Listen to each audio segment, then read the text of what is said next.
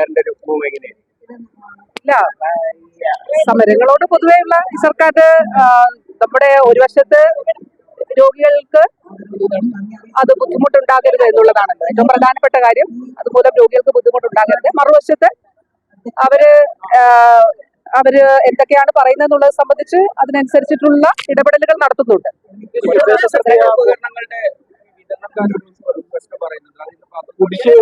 അല്ല, അത് വളരെ ഗൗരവമായി സർക്കാർ കാണുന്ന ഒരു വിഷയമാണ്. ഈ കുടിശ്ശിക എന്ന് പറയുമ്പോൾ ഇപ്പോൾ നമ്മൾ അത്രയും സൗജന്യ ചികിത്സ നൽകിയതാണല്ലോ.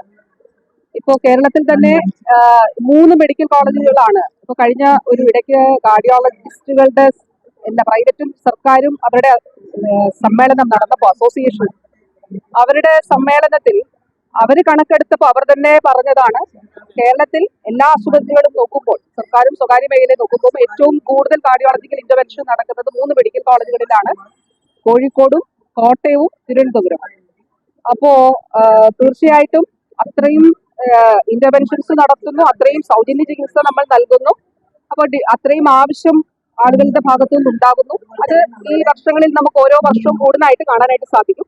അത് ഗൗരവമായിട്ട് തന്നെ കാണുന്നു. ഒരു വർഷം 1500-ലധികം കോടി രൂപ സംസ്ഥാന സർക്കാർ മാത്രം സൗജന്യ ചികിത്സയ്ക്ക് ചെലവഴിക്കുന്നുണ്ട്.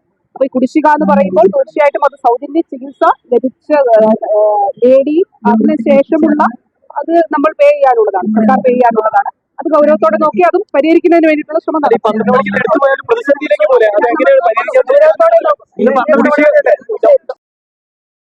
നിങ്ങളൊരു നഴ്സാണോ എങ്കിൽ ജർമ്മനിയിൽ പോകുവാൻ എന്തിന് ലക്ഷങ്ങൾ മുടക്കണം? അതും വിജയം വരെ സൗജന്യ ജർമ്മൻ ഭാഷാ പരിശീലനം യൂറോലീപ് നൽകുമ്പോൾ. Free education, free paper work, free placement assistance. ഇനി സൗജന്യമായി ജർമ്മൻ ഭാഷ പഠിക്കാം, സൗജന്യമായി ജർമ്മനിയിലേക്ക് പറക്കാം. Euroleap immigration consultancy, Kannur, Thrissur and Kollam.